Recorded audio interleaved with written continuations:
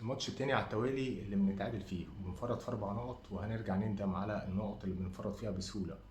عاملين اوكازيون على النقط لكل فرق الدوري. اللي عايز ياخد اي حاجة من النادي الاهلي يتفضل ياخد اللي هو عايزه، اللي عايز 3 بونت يتفضل ياخد 3 بونت، اللي عايز نقطة يتفضل ياخد نقطة، اللي عايز يعمل جيم على الاهلي يتفضل يعمل جيم. ماتش زي النهارده، المصري نظريا فريق محترم وفريق كبير وفريق عامل مواسم كويسه جدا في اخر كام سنه في الدوري. فريق عنده لعيبه، النهارده نازل اوف مود. احنا بنرجع الفرق اللي حالتها. يعني غزل المحله خد ثقه اول حاجه. لا، ابتدي من الاول تاني. فيوتشر ده كان بيهبط السنه اللي فاتت، ودخل الموسم ده خد منك نقطه وكسب ثقه.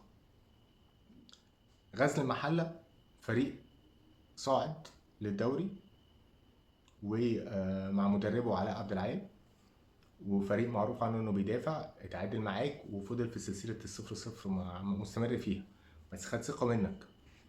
فريق زي بيراميدز بدأ بداية سيئة جدا في الدوري، وكان يوريتيتش على وشك انه يرحل.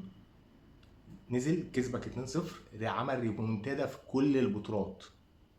رجع للدوري، خد السوبر الافريقي، خد بطولة الثلاث قارات ولا نص العالم اللي هي الانتركونتيننتال، ورجع للمنافسة، خد السوبر الافريقي. عمل انجازات كويسة جدا بفضل ان حضرتك رجعت بيراميدز للمنافسة واديته ثقة واديت لجهازه الاستقرار. مرورا بقى بإنبي على بتروجيت، على الفرق دي. تمام، النهارده بتروجيت بيكسب سيراميكا بعد برضه ما انت اديته ثقه لانه كان في المركز ال 14. المصري النهارده شكله وحش في الملعب وملوش اي خطوره وملوش اي انياب وملوش اي حاجه. والجول كيبر بتاعهم محمود حمدي، الجول كيبر يعني على قده قوي، يعني عارفينه من ايام ما كان في المقصه يعني. النهارده مان اوف ذا ماتش. فاي حد عايز ياخد ثقه يتفضل، اتفضل عندنا يلعبنا وياخد ثقه. ما انكرش ان شكل الاهلي النهارده كان احسن. تحرر زيزو من الطرف ودخوله في عمق الملعب اداك فعاليه اكتر. ضيعت فرص كتير جدا في الشوط الاولاني. كنت ضاغط، كان شكلك احسن، كان في خطوره، كان ليك شكل. ضغطت ضغط متقدم وضغطت بكل خطوطك. ضيعت فرص كتير جدا. ولكن يبقى السؤال: اين الايجابيه؟ ايه هي الطريقه اللي احنا نلعب بيها؟ ازاي نفك اي تكتل دفاعي؟ انت النهارده المصري مش متكتل، هو واقف ميديم بلوك على لو بلوك. لكن تكتل وفرقه بقى رزله وبتاع، لا. لا، بدليل ان انت رحت كتير، ان انت ضيعت كتير. الكوره زي بتاع جراديشار الشوط الاولاني، هو عنده كورتين، في كوره انفراد كان متطرف شويه كده، وكوره تانية معموله من اليو ديانج في اخر الشوط الاولاني خالص. كوره يعني المرمى كله مفتوح قدامك وراح حطها، عملت بند وقلشت منه وخبطت في القائم. وبعدين محمود حمدي شالها قبل ما تدخل. يعني بنشحت جول. انت قاعد اعصابك محروقه، عمال تفرط في نقط، عمال تفرط في نقط. النهارده انت رجعت للزمالك المنافسه، بدل الزمالك كان بعيد وجهازه مشي. اديته فرصه، قال لك لا، لعب طلائع الجيش قبليك، كسب بقى 22 بونت، انت اتعادلت بقيت 23 بونت، فالفرق بقى بونت، بقى صباح الفل. صباح الفل. انت مصمم كل ما القدر يحطك في ان انت تتصدر، في ان انت تفرق، في ان انت تركب الدوري، انت مصمم ان انت تخسر الدوري. مصمم انت، يعني انت متخيل مثلا ان لو بيراميدز كسب ماتشاته مؤجله وتساوي معاك في عدد النقط، يبقى فارق عنك ب6 نقط. فارق عنك ب6 نقط لو كسب ماتشاته المتبقيه وبقى قدك في عدد الماتشات اللي اتلعبت. هيفرق عنك ب6 نقط. توقع بيراميدز اللي احنا شايفينه ده ازاي في 6 نقط؟ وانت مش هتقع؟ لا هتقع. اي فرقه بتلعب هتقع. ما فيهاش دوري السنه دي. خلينا متفقين ان بالمنظر ده مفيش دوري خالص، خالص السنه دي بالشكل ده. انت ما عندكش حلول، ما عندكش، عندك نواقص فعلا حقيقيه. ما هو فرحتي انا جايب زيزو وبن شرقي وتريزيجيه وكل الكلام ده، ومش جايب لا باك شمال، ولا عندي مساكين قادلين مثلا، ولا عندي لعيب خط وسط مهاجم زي امام عاشور مثلا دكه، ولا عندي مهاجم اصلا يترجم اي حاجه من الحاجات اللي بتيجي قدام دي ولا يتحرك. تخيل يا مؤمن، انا لسه النهارده لحد النهارده وبعد 6 سنين بلعب طاهر اساسي. مستني انك تكسب ازاي؟ مستني انك انت تتصدر ازاي؟ لا، في حاجه غلط. الشكل النهارده كان مقبول جدا، كان معقول، عملت كثافه هجوميه، كان شكلك معقول، ما حصلش عليك اي خطوره طول الماتش ما عدا ضربه الجزاء اللي ما اتحسبتش واللي كانت اوفسايد اصلا.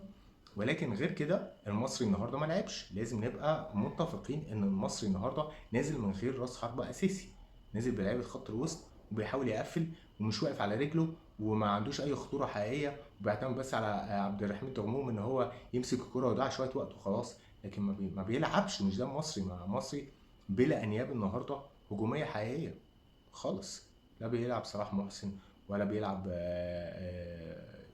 عمر الساعي مثلا من اول الماتش ولا بقى. لا، ما يعني فرقه مش قد كده. فرقه كان ادائها بالنسبه لي انا كان صادم. انك انت تبقى ليدنج على المصري طول الماتش بالشكل ده، اداء صادم. يجي طبعا اللقطه الدراماتيكيه بتاعه احمد سيد زيزو. صدقني بص، انا ما استغربتش انها ضاعت. انا كنت متاكد انها هتضيع بالمنظر ده، يعني بالمنظر وشكل الجيم كده. هي منحسه، هي منجسه، هي فيها حاجه مش مظبوطه، هي الدنيا مش تمام. وباين من اول موسم انها مش تمام، وباين ان محتاجين ان احنا نغير حاجات كتير جدا جدا جدا. في لعيبه ما ينفعش تتواجد في الاهلي. طب هتقول لي احنا نص موسم، انت عندك يناير فرصه. ان اعتقد ان ده اخر ماتش في الدوري، واعتقد فاضل ماتش ولا ماتشين بالكتير قوي على يناير. بعد كده انت هتطلع يوم الخميس تلعب سيراميكا، ولو كسبت هتلعب فاينل السوبر يا بيراميدز يا الزمالك، وكلاهما مر من بعض بصراحه بالمنظر اللي احنا شايفينه ده. ففرصه انك انت تكسب السوبر صعبه جدا جدا جدا، في ظل هشاشتك الدفاعيه، وفي ظل عقمك الهجومي، وفي ظل مستوى المنافسين اللي هم احسن منك. ايوه احسن منك بكتير بكتير. انت الكام بونت اللي انت كسبتهم ورا بعض دول ده عشان بس التيشيرت اللي انت لابسها، تيشيرت فقط، لكن مش عشان اي حاجه تاني. المدرب النهارده او المدير الفني ياستروب، في حاجات عجبتني ان هو لاعب زيزو كصانع العاب او لعيب رقم 8 تاني. يعني كان مروان عطيه لعيب 6، معاه اليو ديانج بيزيد، واحمد سيد زيزو دخله عمق الملعب، خلاه يلعب كوره اكتر، وكان شكله معقول جدا.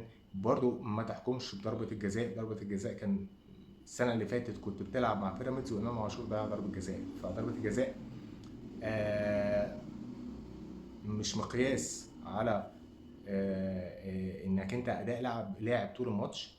هو بيعمل في حدود امكانياته، لكن وجود طاهر اساسي علامه استفهام. تريزيجيه ادواره مش معروفه، المفروض النهارده بيلعب وينج ليفت اللي هو الحاجه اللي بيحبها. اشرف بن شرقي، انا بقول لك مبروك عليك، الصفقه فشلت، مش هيطلع قماش، ما تستناش منه حاجه. ماتش فوق و10 تحت مش هيديك. اللي اداه في الزمالك مش هيديك انت. خلاص خلصنا. منحنى اللعيب العمري في الكوره في النازل دلوقتي، فانت جاي تجيبه ما تستناش منه اللي شفته من 5 سنين، مش هتلاقيه. نفس الكلام زيزو، نفس الكلام زيزو، نفس الكلام تريزيجيه. مش ده تريزيجيه بتاع منتخب مصر اللي كان بيلعب من 4 5 سنين. مش ده تريزيجيه. لعيبه كلها اوفر ايجد اصلا، ما ينفعش انك انت تبني عليهم طموحات واحلام، وما ينفعش ان هم كلهم يبقوا متواجدين. عجبني انه دخل محمد عبد الله برغم ان هو ما كانش موفق ولا اي حاجه، لكن انك انت ابتدي انزل بقى بمستوى الاعمار، ابتدي انزل بمستوى الاعمار. محتاج مهاجم، ده اساسي. محتاج مهاجم سوبر ومهاجم تحت السن. محتاج وينج رايت زي محمد عبد الله يبقى بيقطم لجوه كده. محتاج تحسم موقف طاهر وحسين الشحات وقفشه، الثلاثي اللي كان هو اللي شايل الاهلي. محتاج انك تحسم موقفهم، لان هم النهارده وصلوا مراحل ان هم ما فيش اي اضافه، بل وبالعكس بقى هم عبء على الفريق.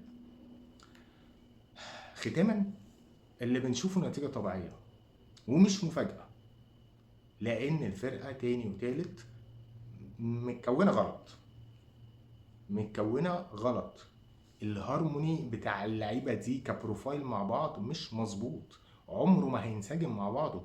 ما ينفعش الزيت يدوب في الميه، ما ينفعش الزيت يدوب في الميه، مش هيحصل. اللعيبه دي مع بعض مش هتدي. يا بيه انت لاعب كاس عالم ولاعب دوري، شوف كام ماتش لاعب فوق ال 15 ماتش. اللي انسجم انسجم، مش هينسجموا مش هيطلعوا قماش، ولو كسبوا ماتش مش هيكسبوا على طول.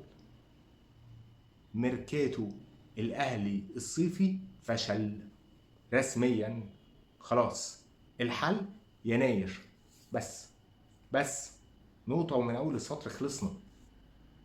يناير غربلة واستقطاب لعيبة، ده لو أنت عايز تكمل في منافسة أفريقيا والدوري.